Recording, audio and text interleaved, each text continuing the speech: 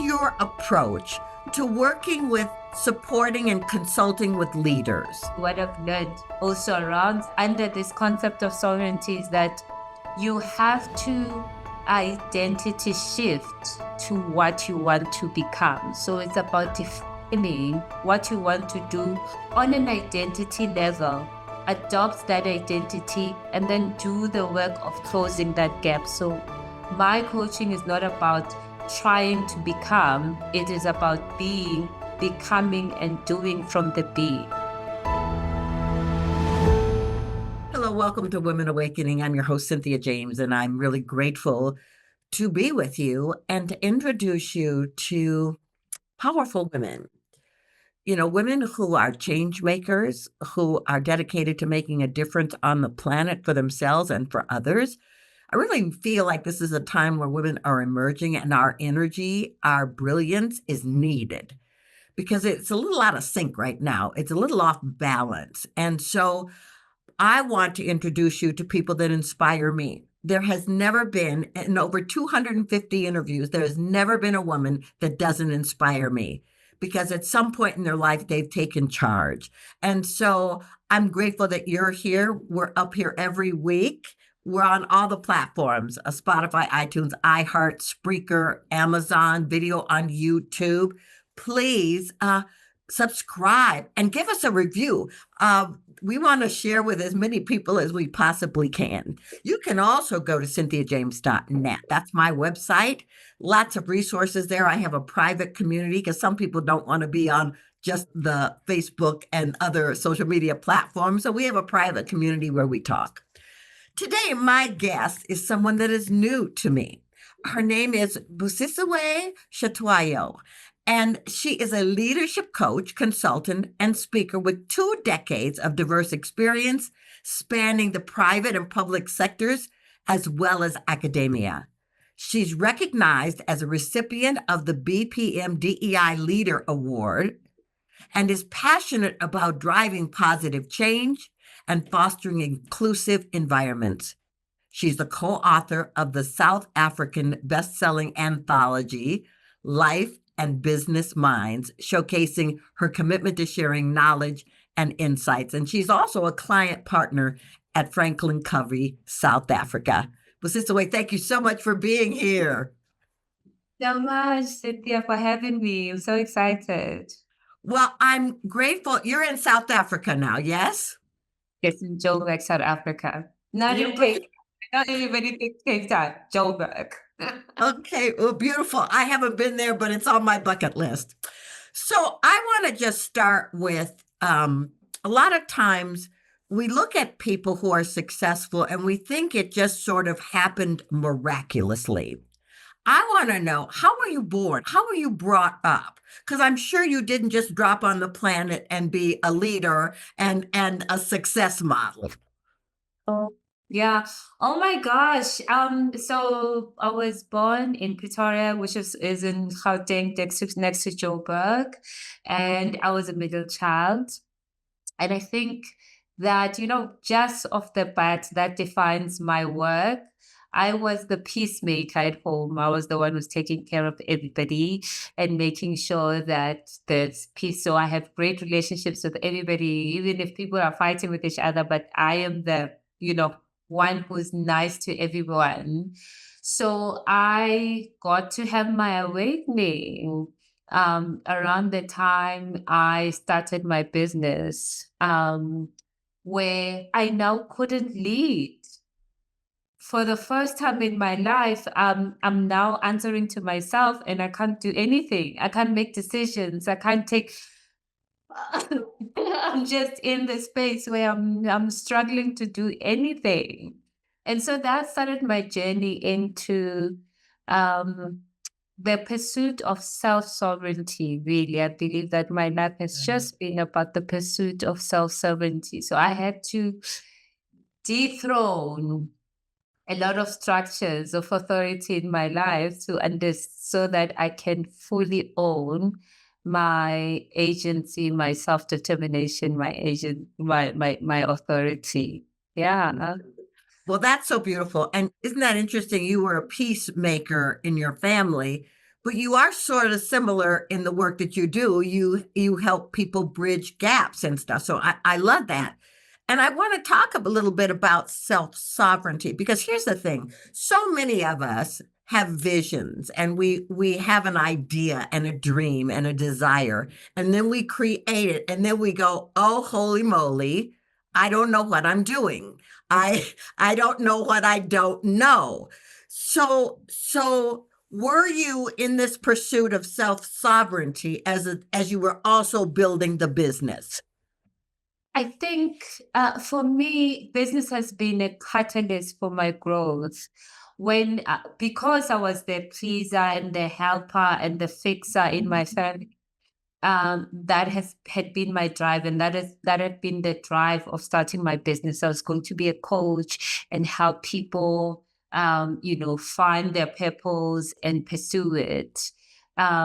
So when I got because that was what I was doing, I felt I needed to please people and be what people wanted me to be so that I can be successful. And that is the strategy I used to use at home, where I would please and appease so that I can get what I want. I thought I was being kind and I was being nice, but when I got to business now, I found that it was a catalyst for really me breaking down all of those structures, the belief that I need to be somebody else or I need to appease to be able to be successful in my business or to be able to be successful at life. So it really forced me to find that power, to define a right relationship with my power and that of others. And I believe that that's really what happens to women. We women in business, we are told that there's this one way of doing business, and usually it's the bros way of doing business because they've been in business forever, and they come with that masculine energy that do work hard, sleep late. Oh my gosh. And we try it as women, and sometimes we succeed, but we get to a place where we burn out. And so the work becomes defining what is your way. What is the way that will work for you? And being sovereign in that. Yeah, I think that that's so important what you're saying. Because let me just share that I totally agree with you. I mean, that's what happens in business. It's like you're told to do it this way, which has nothing to do with their authenticity. But the same thing is true for women coming on the planet. You're told, take care of other people, make sure you put them first, take care, sure everybody's happy before you do anything for yourself, which I think is backwards. And I feel like if we're not healthy, the whole thing isn't healthy. So I want to go ahead. No, so true. I mean, I was thinking about my journey with regards to dethroning all these different structures. Because I was a people pleaser, I had to engage with my people pleasing and recognize that I have to change a lot of things. The first thing, the big one was re-engaging with my divinity, with my relationship with the divine. I come from a very fundamentalist Christian background where you're told, you have to be a good girl, otherwise you won't get the blessing. And so my relationship with the divine was not effective for me. So I had to deconstruct that and define that. My relationship with my mother as well, coming, from a cultural background where you are told that your life is about pleasing your parents, and then getting to a point where you have to deconstruct that and understand and create a new relationship that is based on both your sovereignty and that of your parents, and that was rough. That process was rough. The other one, decentering the identity of being Black and female and being a woman and centering the gaze of men. So all of that had to be, broken down so that I can find myself. Yeah, and everything you just said, I'm sitting here going, check, check, check. Yeah, same thing. I mean, it's important. I mean, in America, we're not taught just to please our parents. we're taught to please everybody, you know. I mean, you know, women were property until the early 1900s, and so that the residue of that is still there.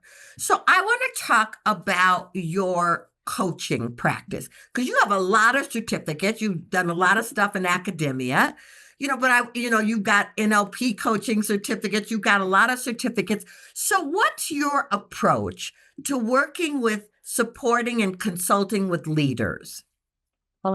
I think, yeah, so going back to that whole what experts tell us. So experts tell us to learn and learn and learn and learn and prove and prove and prove and then wait, for the outside world to give us the tick that you've now have made it. But actually what I've learned also around under this concept of sovereignty is that you have to identity shift to what you want to become. So it's about defining what you want to do on an identity level, adopt that identity, and then do the work of closing that gap. So my coaching is not about trying to become, it is about being, becoming, and doing from the being. Ooh. Okay, talk to me a little bit more about that. So the traditional way is that if I want to be, if I want the next level, let's say I'm a manager and I want to be senior manager, I want the next level. I need to, and especially for us as women, we have been taught, obviously, as you have talked about it, based on our history, that we had to prove that we have a right to be, part of the business world, part of the self-purpose world. So we have been taught that we have to prove that we belong, and prove first, and wait for someone else to say, "Oh yes, now you belong." But actually, my focus, what I've learned is that you actually have to see yourself on your own, when you're alone, in your pajamas, your week off, and all of that. You really see yourself as the expert that you want to be seen as, and become that, practice that, and become that, and own that. And especially with my work with my previous business is really about working with Black women. My work with Black women, I had recognized that we often underestimate how good we are. So this identity-driven, identity-shifting way of achieving your objective is about really identifying the next level and choosing to become that. And what usually happens is that you're already there, you just did not really fully own it. That gives you the right or the permission to really own it, then to make decisions and to move from that identity. That means then your decisions, the choices that you make, how you carry yourself becomes very much aligned with what you want to do. So that's my Well, it's beautiful. And I wrote down when you were talking, I wrote down, see yourself to become yourself. Yeah. So it's like owning who you are, the way you are, your quirkiness, your whatever personality things, and then how do you use those to be your best self?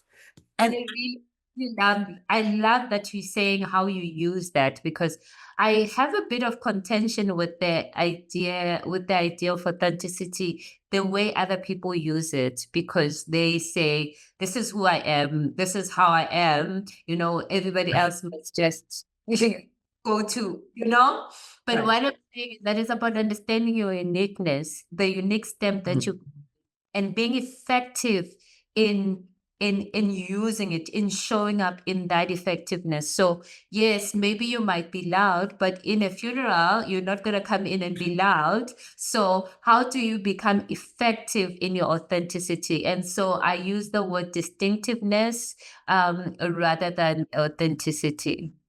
Mm.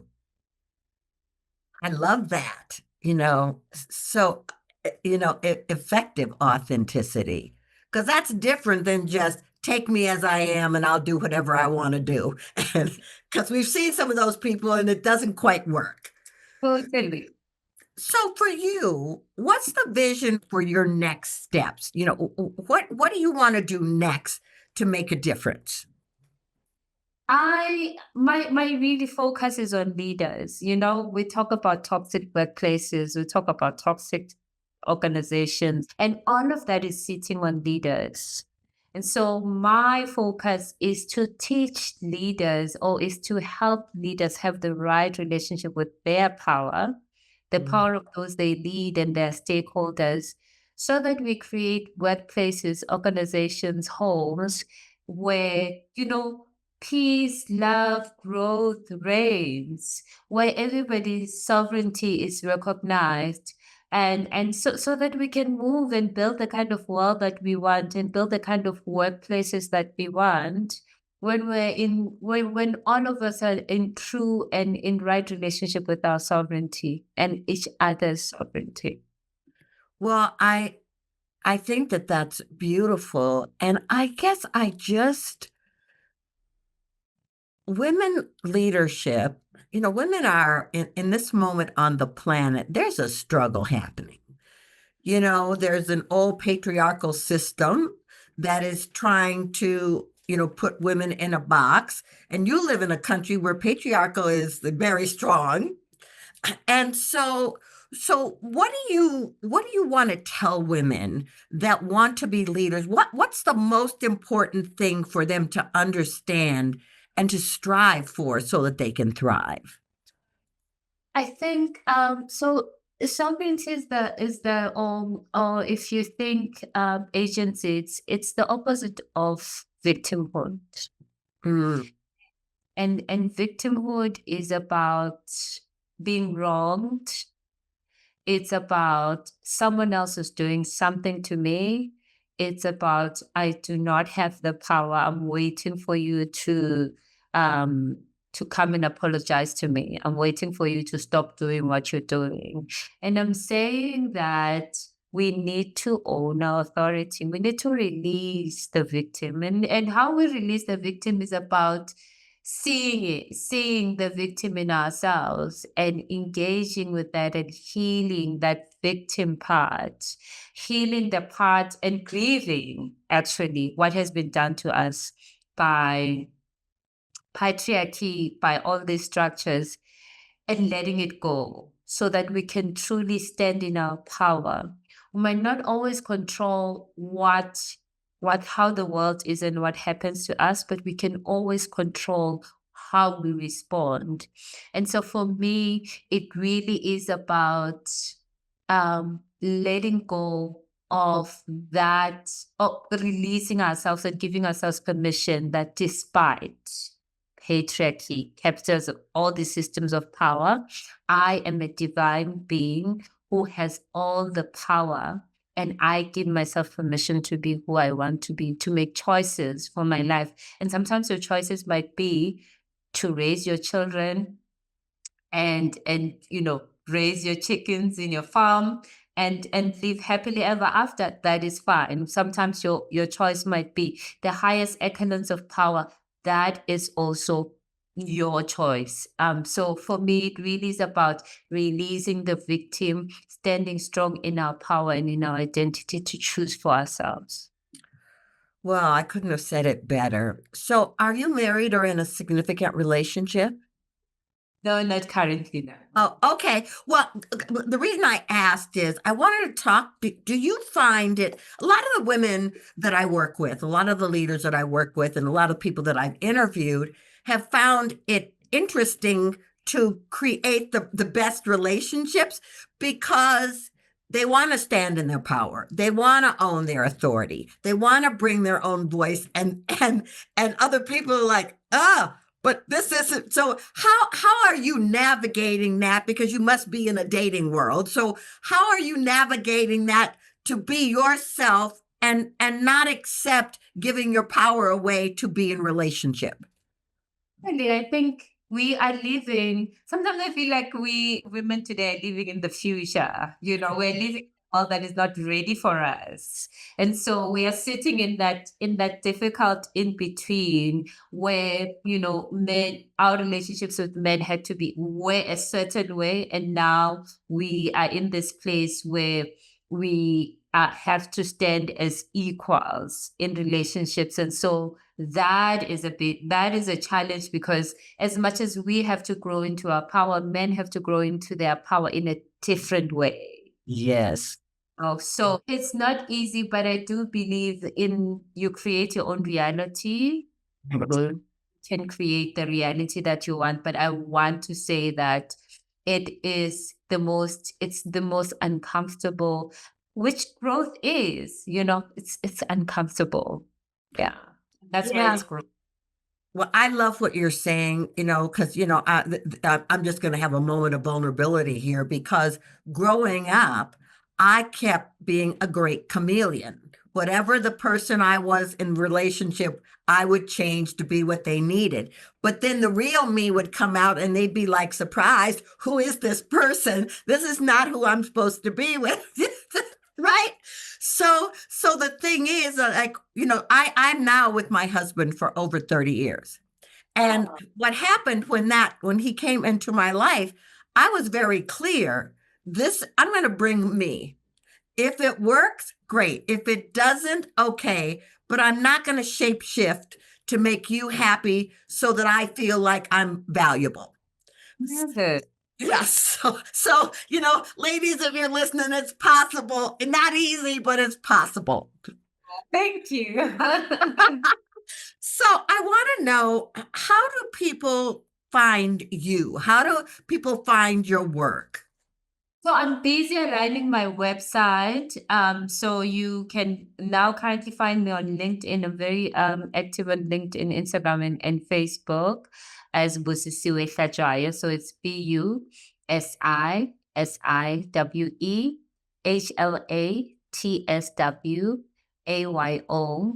So it's Busisiwe Hlatswayo in all these platforms. I'm very active on TikTok. It's my handle is leadership insights coach, because I'm doing work with discovery insights. So I'm a discovery insights practitioner partner as well. So it's Are you saying leaders insight or inside?